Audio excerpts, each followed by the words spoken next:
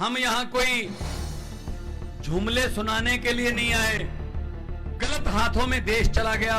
आज हालत यह है कि पक्का नहीं पता गरीब को आज शाम को खाना मिलेगा या नहीं। टैक्स माफ हो रहे हैं, कर्जे माफ हो रहे हैं, आम लोगों के नहीं, अपने दोस्तों के, बड़े बड़े आदमियों के। 70 साल हो गए देश को आजाद हुए। आप बता दो, आजादी आपके घर पहुंच गई? पहुंच गई? आजादी हमारे घरों में पहुंची नहीं है। ये आजादी सिर्फ लाल बत्ती वाली कारों में और इनके महलों में सिर्फ महदूद होकर रह गई। हमारे यहां आजादी नहीं पहुंची। तो जी हमारा वोट लेकर ये बनते हैं प्रधानमंत्री, ये बनते मुख्यमंत्री, ये बनते मंत्री। हमारा तो 27 घंटे का नहीं पता कि 27 घंटे आने वाले 27 घंटे हम नौकरी करेंगे या नहीं। आप लोगों पर मैं हैरान हूं, इनको 27 साल दे रखे हैं आपने गुजरात में। हमने बहुत अंडे खा ले हैं। बीजेपी वालों, आप गुजरात से 3 महीने में जाने वाले हैं। चलो जाते जाते बता दो गुजरात वालों को, तो बता दो कि अच्छे दिन कब आने वाले हैं।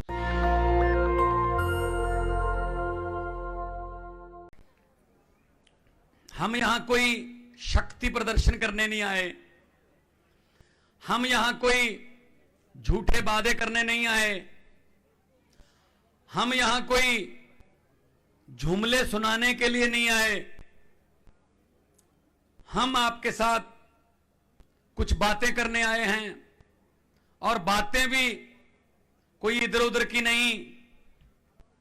बातें भी वही हैं जो आप चूल्हे के सामने बैठकर परिवार में करते हो, जो आप चाय की रेडी पर, समोसे की रेडी पर, बस स्टैंड पर, रेलवे स्टेशन पर बैठकर करते हो कि मेरा क्या होगा, मेरे परिवार का क्या होगा, गुजरात का क्या होगा, देश का क्या होगा।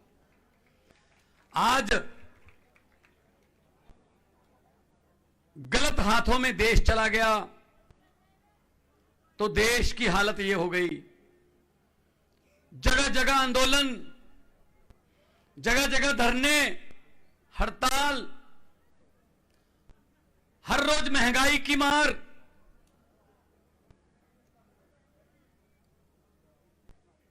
हर रोज सिलेंडर, गैस सिलेंडर की कीमतें बढ़ती हैं, तेल की कीमतें बढ़ती हैं। जैसे ही तेल की कीमत बढ़ती है, जैसे ही डीजल की कीमत बढ़ती है, तो सब्जियों के भाव भी बढ़ जाते हैं, क्योंकि सब्जियां ट्रकों में आती हैं। लेकिन अगर तेल की कीमत थोड़ी कम हो जाए, सब्जियों की कीमतें बढ़ती हैं, तो गरीब के चूल्हे की आग बंद हो जाती है। इनको गरीब के चूल्हे की आग नजर नहीं आती, क्योंकि ये बहुत ऊंचे उड़ रहे हैं, ये आसमान में उड़ रहे हैं, ये अहंकार के जहाज पर सवार हैं। अहंकार, अहंकार हो गया इनको। इनको अहंकार हो गया कि हम वक्त को बदल देंगे। ये गलतफहमी है इनकी। बड़े बड़े आए वक्त को बदलने के लिए। रावण ने काल अपनी चारपाई के पावे के साथ बांध लिया था, लेकिन काल फिर भी आ गया था। तो ये गलतफहमी में है कि हम लोगों को खरीद लेंगे, जब लोगों को झूठे सपने दिखाकर लोगों का वोट बटोर लेंगे। ये गलतफहमी में है। सच जो है वो एक दिन सामने आता है। सच बोलने का एक ही फायदा है कि उसको एक बार बोलकर दोबारा याद नहीं रखना पड़ता। जहां बोलोगे सच ही बोलोगे। लेकिन बीजेपी वालों को पूछना पड़ता है हर बार कि पिछली बार क्या झूठ बोला था, ताकि वो ही बोल सकें, कहीं झूठ ना बदल जाए हमारा। ये फर्क है बस। आम आदमी पार्टी का यही फर्क है। हम यहां बोलते हैं, सच बोलते हैं। जो कहते हैं वो करते हैं, जो कर नहीं सकते वो कहते ही नहीं। हम वो कहते नहीं हैं। आज इस जन सैलाब को देखकर बहुत खुशी इस बात की हो रही है कि लोग बाहर निकले हैं। पहले तो इन्होंने डर पैदा कर रखा है, वहां नहीं जाना। आप वहां जाओगे तो आपकी नौकरी को खतरा, वहां जाओगे तो वहां प्रोग्राम नहीं होने देंगे, हम साउंड बंद कर देंगे, हॉल की परमिशन कैंसिल कर देंगे, बुकिंग कैंसिल कर देंगे। सबसे पहले तो मुझे इस बात की खुशी है कि आपकी हिम्मत जो है, आप सिस्टम के खिलाफ बाहर निकले हैं। बहुत भारी संख्या में मुझे महिलाएं नजर आ रही हैं, माएं बहनें नजर आ रही हैं। यह बहुत ज्यादा खुशी की बात है और मैं आपको यह कहना चाहता हूं, जरूर निकलिए। आप भी राजनीतिक रैलियों में आइए, सुनिए, क्योंकि चूल्हे की हालत सबसे ज्यादा, रसोई की हालत सबसे ज्यादा आपको पता है कि कौन क्या कहता है। सुनिए, अगर आपके बिना घर नहीं चल सकते तो आपके बिना देश भी नहीं चल सकते।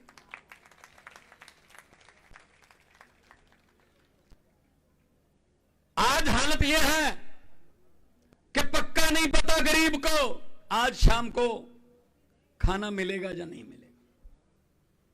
हां, टैक्स माफ हो रहे हैं, कर्जे माफ हो रहे हैं, आम लोगों के नहीं, अपने दोस्तों के, बड़े बड़े आदमियों के। अमीर और अमीर हो रहा है, गरीब और गरीब हो रहा है। और बातें बड़ी बड़ी बातें कर रहे हैं, ये कर देंगे वो कर देंगे, नहीं, अमली रूप नहीं दिया गया उन चीजों को। पंजाब में 6 महीने हो गए हमारी सरकार बने हुए। पहले 2 पार्टियां थी पंजाब में, अकाली दल और बीजेपी इकट्ठे और कांग्रेस। 5 साल वो 5 साल वो। लोग एक पार्टी से दुखी होकर दूसरी के पास जाते थे, दूसरी से और भी ज्यादा दुखी होकर फिर पहली के पास आते थे।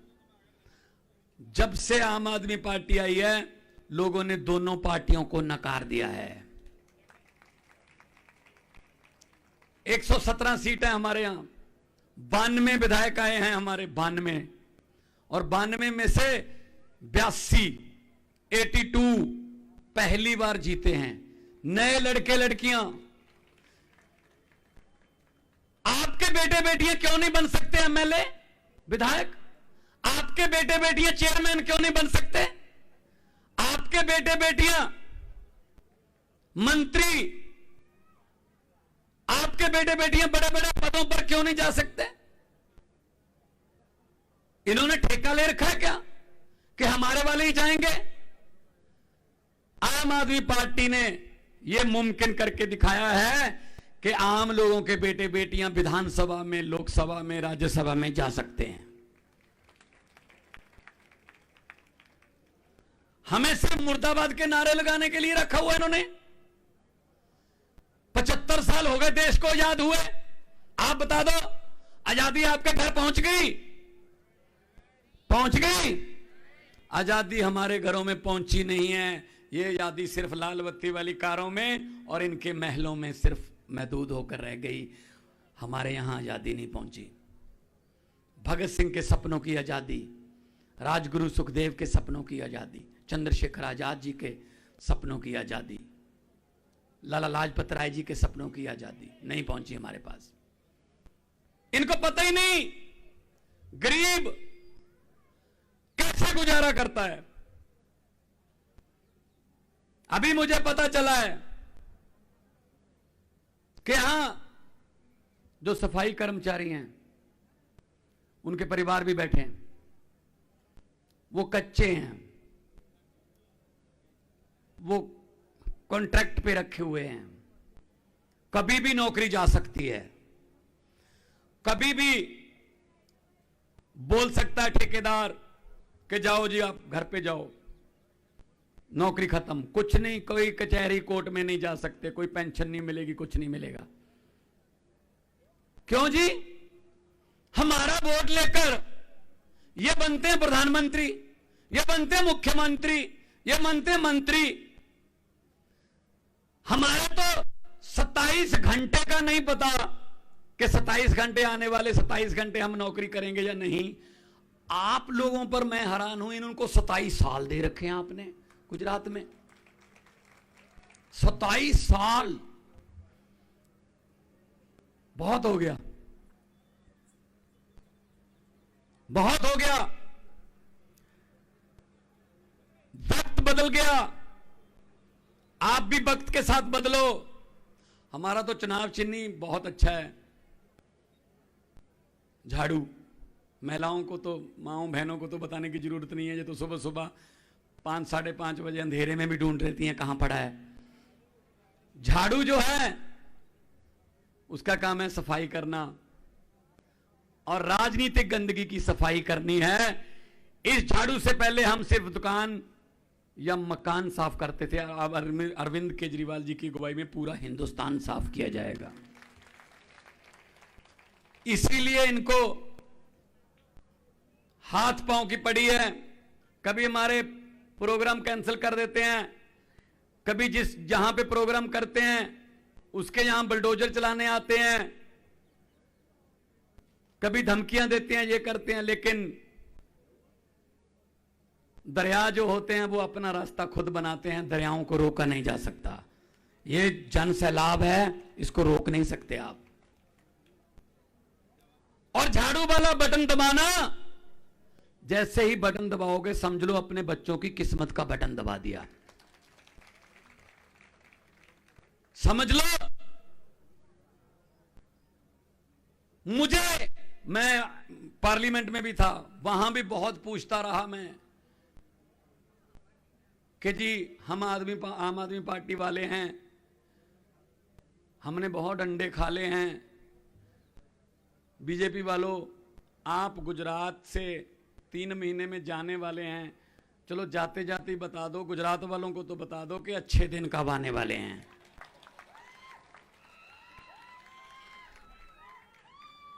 अब इनके अच्छे दिनों का तो मुझे पता नहीं, लेकिन मुझे इस बात का पक्का पता है कि 3 महीने के बाद आम आदमी पार्टी की सरकार बन गई तो अरविंद केजरीवाल वाले सच्चे दिन जरूर आ जाएंगे।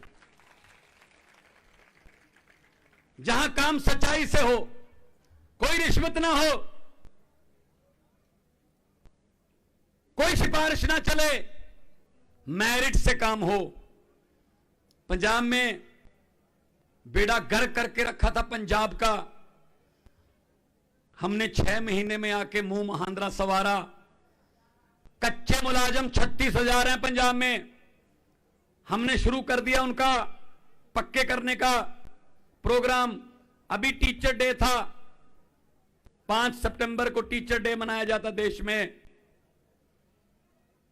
हमने 8500 के लगभग टीचर जो हैं वो पक्के किए। अगर अध्यापक जो है उसको अपने फ्यूचर की चिंता है, भविष्य की चिंता है, तो अपने बच्चे का क्या वो भविष्य बनाएगा? उनको तो पहले निश्चिंत करो। तो हम धीरे धीरे करके कानूनी राय लेकर, ताकि कोई पेच ना फंसे ऐसा कि हम पक्के कर दें, वो बेचारे कचहरी के चक्कर काटते रहें। हम सभी को एक दिन सभी को सरकारी नौकरी में ले आएंगे, सरकारी नौकरी में लेके आएंगे, पंजाब सरकार के परिवार का हिस्सा बन जाएंगे, पक्के करेंगे उनको। और बात करते हैं स्वच्छ भारत की, और सफाई कर्मचारियों की सार नहीं लेता। बात करते हैं स्वच्छ भारत की, उसकी पब्लिसिटी पर पता नहीं कितने करोड़ लगा दिए होंगे। अरे उससे आधा पैसा भी अगर इनको दिया होता, इनका वेतन बढ़ाकर, ये खुद ब खुद साफ कर देते सारे देश को। सफाई भारत की नहीं, सबसे पहले सफाई भारत की गंदी राजनीति की होनी चाहिए। आप उठिए, बाहर निकलिए, डरिए मत। शायद टीवी पर हमें नहीं दिखाया जाएगा, शायद हमारे बोर्ड पोस्टर भी फाड़ दिए जाएंगे, लेकिन आपके दिलों से नहीं निकाल सकते हम, आपके दिलों से।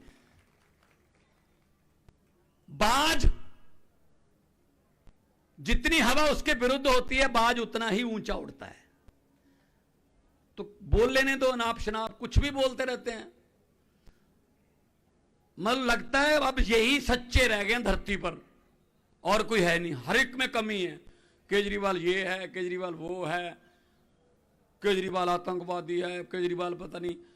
दिल्ली के लोगों ने 2 बार 2015 में और 2020 में 70 में से 67 और 70 में से 63 सीटें देकर पूरे देश को ये बता दिया दिल्ली वालों ने कि केजरीवाल आतंकवादी नहीं, वो हमारा बेटा है, हमारा बड़ा भाई है, हमारा छोटा भाई है। आपने कहीं सुना है या देखा है कि आतंकवादी स्कूल बनाते हैं, जहां आतंकवादी इलाज फ्री करते हैं, जहां आतंकवादी महिलाओं को 1000 रुपया देते हैं, जहां आतंकवादी बिजली फ्री कर देते हैं? वो तो आतंक फैलाते हैं, उनका ये काम थोड़ी है।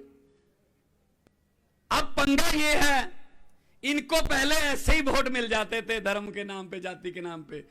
अब अमित शाह जी को भी स्कूलों का उद्घाटन करना पड़ रहा है। पता नहीं कितने सालों बाद स्कूल गए होंगे, पता नहीं कितने सालों बाद। वो गालिब का एक शेर है, उसको अगर इन पर लगाना हो तो ये बनेगा कि हैरत हुई तुम्हें स्कूल में देखकर, हैरत हुई तुम्हें स्कूल में देखकर, ऐसा क्या हो गया कि शिक्षा याद आ गई। अब इनको पता चल गया कि केजरीवाल स्कूलों और अस्पतालों और बिजली और सड़कें और लोगों के जीवन स्तर, रोजगार और पक्के मुलाजमों की जो दिल्ली में किया है वही मॉडल गुजरात में करेगा। तो उसके लिए ये सारे पापड़ बेल रहे हैं। कहते हैं केजरीवाल फ्री बिजली क्यों देता है जी, केजरीवाल ये इलाज क्यों मुफ्त कर दिया केजरीवाल ने, ऐसे नहीं चलता देश, ये फ्री की रेवड़ी। अरे लोगों के टैक्स का पैसा है भाई। केजरीवाल ने कौन सा नोट छापने वाली मशीन लगाई हुई है? यही गवर्नमेंट है। और गवर्नमेंट क्या होती है? लोगों से पैसा कलेक्ट करके लोगों पर ही लगाना है। जब लोगों को यह यकीन हो जाए कि हमारा दिया हुआ टैक्स का एक एक पैसा बिजली के रूप में, स्कूल के रूप में, कॉलेज के रूप में, शिक्षा के रूप में, इलाज के रूप में, इंफ्रास्ट्रक्चर के रूप में, सड़कों के रूप में, पुलों के रूप में हमारे पर ही वापस आएगा, तो लोग ईमानदारी से टैक्स देने लगते हैं, जैसे दिल्ली में हुआ है।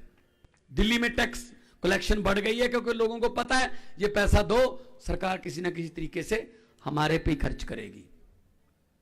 फ्री की रेवड़ी, कहते फ्री की रेवड़ी।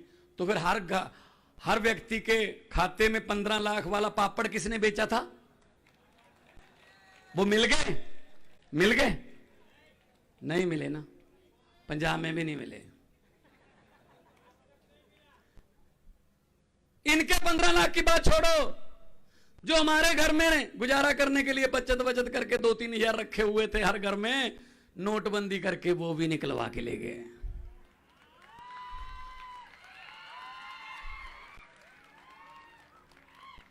और सबसे ज्यादा नोटबंदी का भुगतना पड़ा महिलाओं को, माओ बहनों को। माओ बहनों को एक आदत होती है, अच्छी आदत होती है, वो अपने पति से, अपने घरवाले से बिना बताए थोड़ा पैसे अलग से रख लेती हैं। कोई इमरजेंसी में काम आ जाएंगे, बच्चे की फीस आ जाएगी, कोई कभी इलाज आ जाता है, कोई आधी रात को जाना पड़ता है, पैसे अलग से रख लेती है, बताती नहीं उसको। अब मोदी जी ने रातों रात नोट बंद कर दिए, ना तो वो बता सकती थी ना छुपा सकती थी। बताती हैं तो घर में लड़ाई होगी, पति कहेगा कहां से लाई है पैसे ये तू। नहीं बताती कागज बन जाएंगे। ये बात मैंने पंजाब में एक जनसभा में बोल दी, ऐसे ही जैसे आज बोला है। तो जैसे मैं गाड़ी में बैठा, 2-3 माएं बहनें आई, मेरे सर पे आशीर्वाद का हाथ रख के बोले, बेटा जो नोटबंदी वाली बात कही है बिल्कुल सच्ची है, हम भी माइके से बदलवा के लाए हैं। सच्ची है ना? तालियों के साथ बताओ। माइके वाली यहां भी हैं। तो इन इनको क्या पता कि लोगों की समस्याएं क्या हैं। हम लोग आम घरों से आए हैं, गांव से आए हैं, 10वीं तक साइकिल पे जाते रहे हैं, फिर बसों के ऊपर बैठकर कॉलेज जाते रहे हैं, पढ़ाई की है। इनको क्या पता, इनके बेटे बेटियां सोने के चम्मच मुंह में लेकर पैदा होते हैं। ये जानबूझकर हमें अनपढ़ रखना चाहते हैं। ये नहीं चाहते गरीब का बच्चा पढ़ जाए। हमें वो टीचर ही नहीं मिलते जो अफसर बनाते हैं, हमें वो किताबें ही नहीं मिलती जो अफसर बनाती हैं, हमें वो स्कूल ही नहीं मिलते जो अफसर बनाते हैं। जानबूझकर ये हमको गरीब रखते हैं। क्यों? क्योंकि इनको पता है अगर गरीब का बच्चा पढ़ गया वो फर्स्ट आएगा, वो बड़ा अफसर बन जाएगा। अगर वो अफसर बन गया वो घर की गरीबी हटा देगा, और घर की गरीबी हट गई तो इनके महलों, इनकी कोठियों के सामने सुबह सुबह हाथ में अर्जियां लेकर लाइन बनाकर हाथ जोड़कर कौन खड़ा होगा भाई साहब? इसलिए अभी मैं एक चैलेंज करता हूं, इसी मोहल्ले के 3 अच्छे बच्चे ले लेते हैं सैंपल के तौर पे। 3 अच्छे बच्चे जो पढ़ाई में होशियार हैं, 3री 4थी 5वीं क्लास में पढ़ते हैं, 3 बच्चे पिक कर लेते हैं। दिलाओ दाखला जी, मैं कहना चाहता हूं बीजेपी वालों को, दिलाओ दाखला उस स्कूल में यहां पर अमित शाह का बेटा पढ़ा, दिलाओ दाखला उस स्कूल में जहां पर राहुल गांधी पढ़ा, और 2 फीस कर दो माफ, 2 साल बाद नतीजे देखना फर्स्ट कौन आता है। फर्स्ट वो नहीं आते जो सोने के चम्मच मुंह में लेकर पैदा होते हैं, फर्स्ट हमारे 4 पाई वाले बच्चे ही आते हैं। लेकिन क्या करें, मौका नहीं मिलता हमें। आम आदमी पार्टी ये मौके दे रही है दिल्ली में। दिल्ली में मैंने खुद देखा है, दिल्ली के सरकारी स्कूल में एक जज का बेटा, एक कलेक्टर का बेटा और एक झुग्गी चौपड़ी वाले रिक्शे वाले का बेटा, तीनों एक बेंच पर बैठकर एक ही किताब पढ़ रहे थे। ये केजरीवाल का कमाल है दिल्ली में।